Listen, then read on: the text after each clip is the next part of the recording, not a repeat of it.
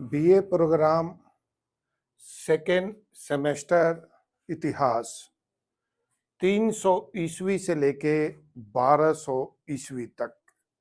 BA programme second semester के जो भी एग्जाम होते हैं उसमें सबसे ज़्यादा छात्रों को दिक्कत आती है हिस्ट्री में ही। वो हमेशा इस बात की कोशिश करते हैं कि ऐसे कुछ उन्हें क्वेश्चन मिल जाए जिससे कि उनके नंबरों में अच्छी खासी बढ़ोतरी इतिहास में देखने को मिले।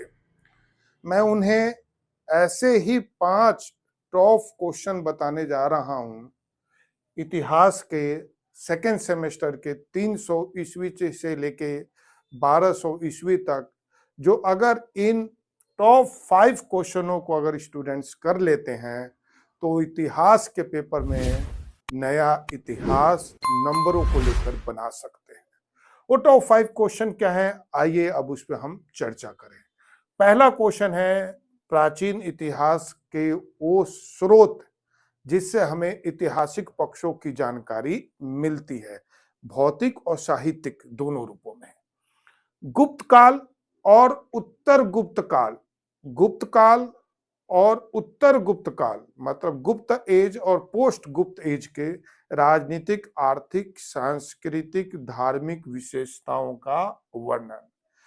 तीसरा क्वेश्चन पल्लव, प्रतिहार और राष्ट्रकूट की विशेषता। ये मध्यकालीन के 3 साम्राज्य थे, बहुत इंपॉर्टेंट है, इनमें से एक जरूर आएगा। पल्लव, प्रतिहार और राष्ट्रकूट की विशेषता बताओ। अगला क्वेश्चन चोल और हर्षवर्धन साम्राज्य की विशेषता। पांचवा राजपूतों की उत्पत्ति और विकास।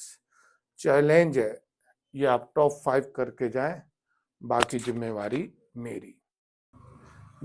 पहला क्वेश्चन प्राचीन इतिहास के मुख्य वे स्रोत जिनसे हमें 300 ईस्वी से लेके 1200 ईस्वी तक की जानकारी मिलती है या प्राचीन स्रोतों के बारे में हमें अध्ययन करना है पहले क्वेश्चन में, जिनसे हमें प्राचीन इतिहास की जानकारी मिलती है। इन्हें हम 2 भागों में बांट सकते हैं, एक भौतिक और एक साहित्यिक। साहित्यिक में पहले हम चर्चा कर लेते हैं। साहित्यिक में वो सारी पुस्तकें आती हैं, वो सारे लेख आते हैं जो प्राचीन इतिहास में किसी चिंतक या किसी दार्शनिक के द्वारा लिखे गए हैं। इसमें कौटिल्य का अर्थशास्त्र भी आ सकता है, मैगस्थनीज की इंडिका भी आ सकती है और फाइयान, हेनसांग के भी लेख आ सकते हैं। आपको बस ये ध्यान रखना है कि आप जो भी साहित्यिक स्रोत उठाएं वो साहित्यिक स्रोत 300 ईस्वी से लेके 1200 ईस्वी के बीच में ही लिखी हुई हो। और इन साहित्यिक स्रोतों से काफी हद तक हमें भारतीय इतिहास को समझने में और जानने में मदद मिलती है। दूसरी चीज ये है कि वो भौतिक स्रोत क्या है जिससे हमें प्राचीन इतिहास की जानकारी मिलती है। तो शिलालेख हो गए, लेख, अभिलेख, शिलालेख, मूर्तियां, गहने, बर्तन, सिक्के, बहुत ऐसे स्रोत हैं जिससे हमें प्राचीन इतिहास की जानकारी मिलती है। हर्षवर्धन के समय में कई लेख लिखे गए, गुप्त एज में कई लेख लिखे गए। ये भौतिक रूप में भी हैं और ये साहित्यिक रूप में भी हैं जो हमें प्राचीन इतिहास की जानकारी देने में मदद करते हैं। इनमें कई पुस्तकें ऐसी हैं जो लिखी तो बहुत पहले गई हैं लेकिन उनकी जानकारी हमें इस काल में मिलती है। इसलिए इन कालों के अंदर बहुत सारे ऐसे भौतिकी और साहित्यिकी स्रोत हैं जो इतिहास को समझने और जानने में हमारी मदद करते हैं। अगले क्वेश्चन पे हम चर्चा करेंगे गुप्त काल और उत्तर गुप्त काल के बारे में, मतलब कि गुप्त काल के समय और गुप्त काल के बाद के समय राजनीतिक, आर्थिक, धार्मिक, सांस्कृतिक व्यवस्था कैसी थी। देखो, लगभग लगभग गुप्त काल हो या उत्तर गुप्त काल हो, दोनों के समय सांस्कृतिक, राजनीतिक, धार्मिक व्यवस्था जो थी, अर्थात जो प्रशासन था यह जो साम्राज्य था वो लगभग एक जैसा ही था। राजनीति में राजा प्रमुख होता था, सारे बड़े निर्णय युद्ध का संचालन राजा ही करता था। राजा को सलाह देने के लिए एक मंत्रियों का समूह होता था। राजा ने अपने साम्राज्य को कई भागों में बांट रखा था, जिसे प्रांतीय शासन कहते हैं। ये सारी चीजें राजनीतिक में थी। आर्थिक में उस काल का मुख्य पेशा कृषि था। साथ ही व्यापार भी बहुत उच्च कोटि के थे। विश्व व्यापार में उस समय भारत का योगदान बहुत अधिक था। और इसके अलावा पशुपालना भी उस समय के मुख्य पेशा में शामिल था। छोटे मोटे उद्योग, आप जो इस समय लघु उद्योग या कुटीर उद्योग कहते हो, उस समय भी छोटे मोटे गांवों में, ग्रामीण इलाके में छोटे मोटे उद्योग काफी प्रचलित थे। धार्मिक, अगर उत्तर मौर्य काल उत्तर गुप्त काल या गुप्त काल की बात की जाए तो धार्मिक में दो ही धर्मों का प्रभाव था, एक हिंदू धर्म और दूसरा बौद्ध धर्म। हिंदू धर्म और बौद्ध धर्म के बीच में एक तरह से समन्वय था। बड़े स्तर पे जहां मंदिर बन रहे थे तो वहीं पे बौद्ध विहारों का भी निर्माण हो रहा था। इस तरह हम कह सकते हैं कि गुप्त काल में कहीं कहीं या उत्तर गुप्त काल में कहीं कहीं हिंदू धर्म तो कहीं कहीं बौद्ध धर्म का प्रभाव दिखाई दिया। सांस्कृतिक में आप ये कह सकते हो कि महिलाओं की जो स्थिति थी उच्च नागरिक थे। एक तरह से नागरिक समाज देखने को मिला। शिक्षा के स्तर भी बहुत ऊंचे थे। लोग शिक्षा प्राप्त करने के लिए, खासकर बौद्ध धर्म की शिक्षा प्राप्त करने के लिए, लोग विदेशों से आते थे। और सांस्कृतिक में शतरंज, ठीक है, कुश्ती, ये सारी चीजें जो एक मनोरंजन के रूप में थी, वो इस काल की मुख्य व्यवस्थाओं में से एक थी। मैं आपको कितने सिंपल तरीके से इनको समझा रहा हूँ। ऐसा नहीं है कि भाई मैं ये कह रहा हूं कि आप बुक मत पढ़ो, लेकिन बेस यही है। और इस बेस को अगर आप पढ़ते हुए आपको ये समझ आ जाता है तो आप इस बात का भी ध्यान रखो कि दूसरे छात्रों को भी हमारे चैनल से जोड़ो, ताकि उनको भी फायदा हो सके। पढ़ाई समझ में आनी चाहिए, वो चाहे आसान तरीके से हो या मुश्किल तरीके से हो। आय के साधन, आय के साधन में मुख्य वही है, कृषि है, पशुपालन है, लघु उद्योग और कुटीर उद्योग, जो मैंने बात बताई। और इस तरह से हम ये 5 भाग में गुप्त और उत्तर गुप्त की प्रशासन के बारे में जानकारी दे सकते हैं। और जब ये पांचों चीजें जुड़ जाएंगी, ठीक है, इसमें और भी 1-2 पॉइंट आप जोड़ सकते हो, जैसे उस समय की न्याय व्यवस्था कैसी थी, तो न्याय व्यवस्था बहुत अच्छी थी, ठीक है। तो भाई, और न्याय देते समय कोई भेदभाव नहीं किया जाता था। तो राजनीतिक, आर्थिक और धार्मिक और सांस्कृतिक और आय के साधन और ये सारे मिलते थे तो उस समय का प्रशासन बनता था। अगला क्वेश्चन हम करेंगे राजपूतों की उत्पत्ति के बारे में। राजपूत नाम से ही जाहिर है, राजा का पुत्र।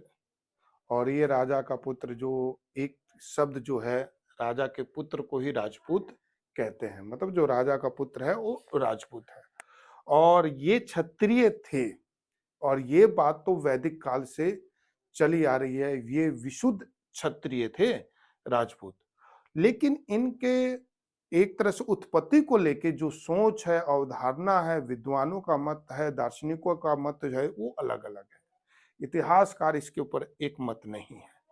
कई लोग राजपूतों को अग्निकुल से जन्म हुआ मानते हैं, लेकिन विलियम क्रिक जैसे विदेशी इतिहासकार का ये मानना है कि जो राजपूत थे वो विदेश से आए और यहाँ पे हिंदू धर्म अपनाकर उन्होंने एक तरह से यहाँ पे पूरी तरह से हिंदू वंशज बन गए। जब भी हम राजपूतों की बात करते हैं तो हमारा ध्यान सबसे पहले पृथ्वीराज चौहान की तरफ जाता है, जो एक महान राजपूत शासक थे। और मोहम्मद गौरी से उनकी कई बार लड़ाई हुई थी। और मोहम्मद गौरी से ही आखिरी बार लड़ाई के तहत वो हारे। और ये कहा जाता है कि अगर पृथ्वीराज चौहान ने मोहम्मद गौरी को उस लड़ाई में भी हरा दिया होता, उस आखिरी लड़ाई में भी हरा दिया होता, तो शायद कभी भी भारत में मुगल एम्पायर की जो जड़ें थी, गुलाम वंश की जो जड़ें थी, गुलाम वंश आया या मुगल एम्पायर आया, वो कभी भी शायद भारत में नहीं आ पाता। तो पृथ्वीराज चौहान का हारना सिर्फ एक राजपूतों के महान सम्राट की हार ही नहीं थी, बल्कि भारतीय राजनीति के लिए भी, भारतीय इतिहास के लिए भी एक महत्वपूर्ण पहलू थी। और पृथ्वीराज चौहान क्यों हारे? इसके कई कारण थे। पहला कारण ये कि भाई एकता का अभाव, दूसरा मैदानी युद्ध में एक तरह से उन्हें पूरा सहयोग नहीं मिला, तीसरा आत्मविश्वास भी आप कह सकते हो, चौथा कि भाई पृथ्वीराज चौहान थे तो बहुत बलशाली, सेना भी उनकी मजबूत थी, लेकिन जो मोहम्मद गौरी ने कूटनीति जो अपनाई, कहीं ना कहीं पृथ्वीराज चौहान उसमें पिछड़ गए। और उसी कारण से एक तरह से भारत में फिर पहले गुलाम वंश और फिर एक मुगल वंश की शुरुआत शुरू हो गई। अगले क्वेश्चन पे आते हैं, हर्षवर्धन।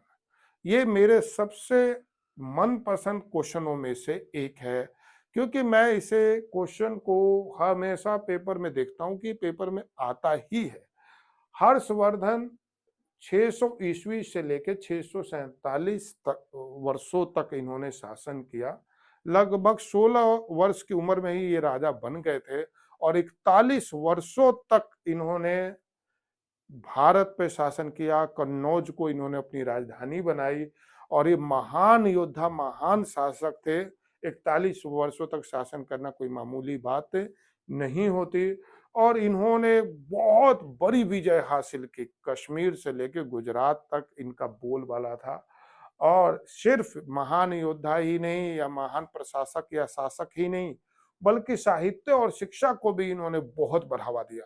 आपने नालंदा विश्वविद्यालय के बारे में सुना होगा। नालंदा विश्वविद्यालय को बढ़ावा देने में, बहुत अधिक आर्थिक धन देने में सबसे बड़ा योगदान अगर किसी का रहा तो हर्षवर्धन का, हर्ष का ही रहा।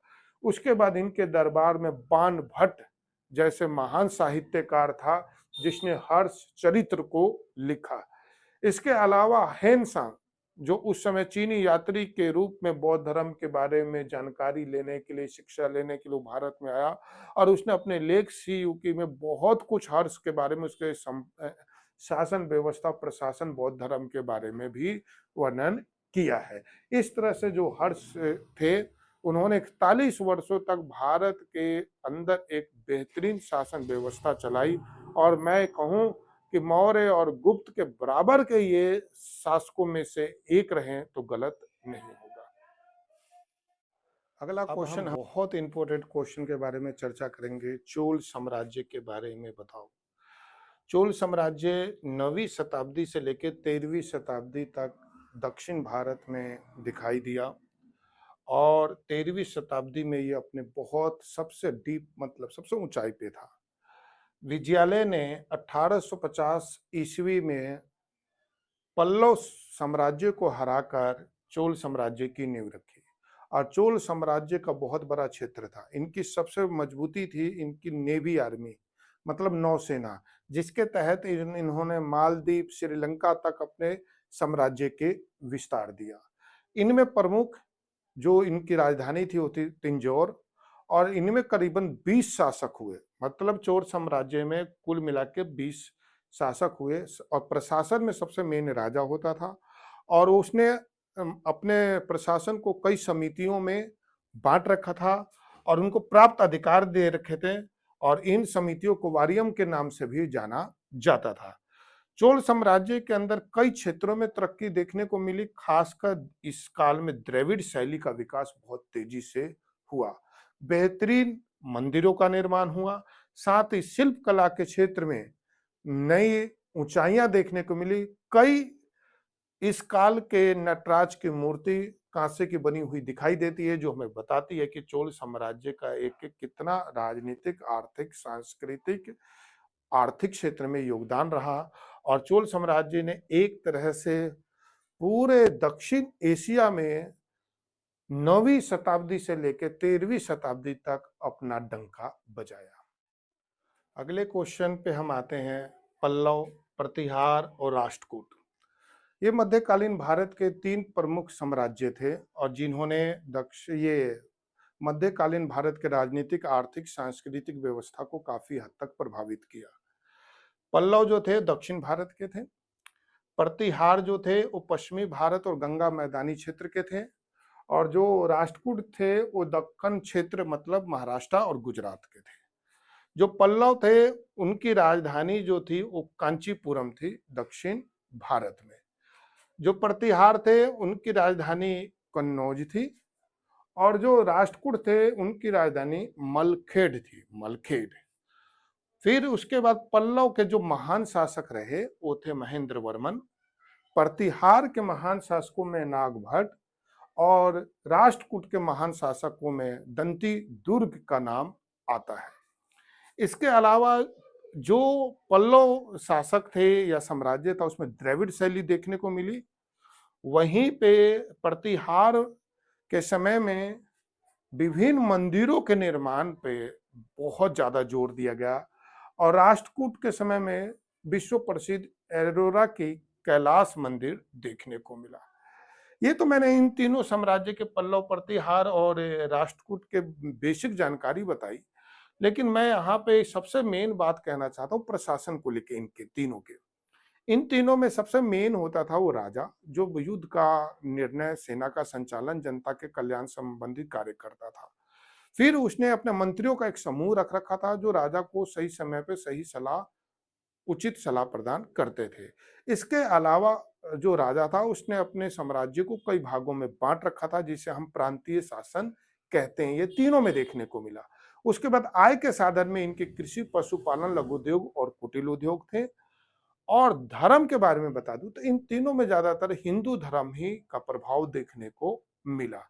न्याय व्यवस्था बहुत अच्छी थी। न्याय देते समय किसी भी तरह का कोई भेदभाव नहीं था। कई इतिहास में देखने को मिल रहा है, देखने को मिला भी है।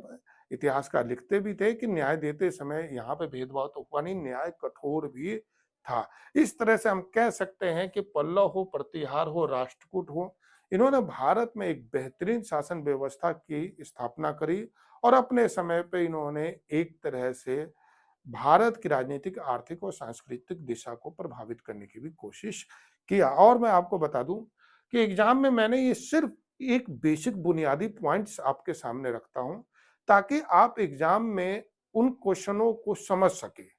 पेपर में आपको करना क्या होता है, इन पॉइंटों को खोल दे। पेपर करते समय आप इंट्रो जरूर लिखें, पॉइंटों में क्वेश्चनों को दे, निष्कर्ष जरूर डालें। और हाँ, हमेशा की तरह मैं इस वीडियो में भी बोल रहा हूं कि लास्ट में जो 4 चॉइस में से 2 करने होते हैं वो जरूर आप उठाएं। इसके अलावा आपको मेरी वीडियो आसान नजर आ रही है, समझ में आ रही है तो आप दूसरे को भी शेयर